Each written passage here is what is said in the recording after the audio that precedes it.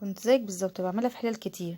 جبت الطاسه وقلت والله لا انا عاملاها في حله واحده وخلاص، وتطلع زي ما تطلع. جبت بصلايه وقطعتها شرايح، وعندي فلفل كان متفرز برضو شرايح، برضو رميته في الطاسه.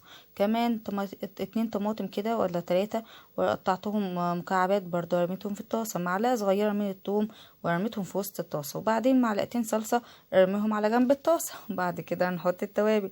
عندك بابريكا، توم باودر، بصل باودر، بهارات فراخ، بهارات السبعة، كمون، كزبرة، ملح، زي ما انت شايفه كده. واهم حاجه الكمون بيديها طعم حلو قوي، وفلفل اسود، وكمان هنا توم باودر زي ما انت شايفه كده، وملح. وكمان هحط واحده ماجي حلوه قوي، عايزه تستغنى عنها ما تحطهاش براحتك، دي ترجع لك انتي. انا حاطه سنه بسيطه من الملح، وبعد كده زودت واحده ماجي. هنا بقى المكرونه سباكيتا او اي سباكيتي او اي نوع تاني براحتك، مفيش مشكله فيه، اي نوع يا بنات تحطوه. وكمان هزود هنا تقريبا شويه زيت براحتك بقى، يعني تقريبا كام معلقه كده، 3 4 5 معالق زي ما انت شايفه كده بالظبط. وبعد كده انا قطعت المكرونه على جزئين، ونزلت عليها ميه سخنه زي ما انت شايفه.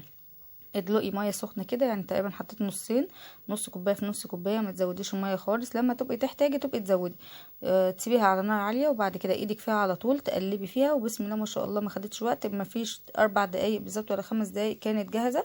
اهم حاجه توطي النار عليها بعد ما تغلي، ولما تيجي تزودي لها ميه تزودي لها ميه سخنه. انا كنت حاطه ميه سخنه جنبي.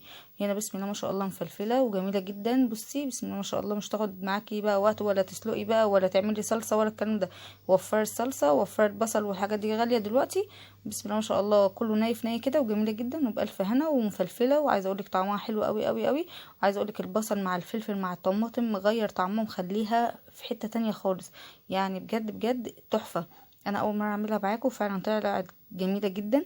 عجبتني وعجبت جوزي وعجبت اولادي بصراحه ما شاء الله. انا عايزه اقول لكم ان هي مفلفله بطريقه غير طبيعيه ومستويه جدا، وما بتاخدش 3 دقايق والله على بعض.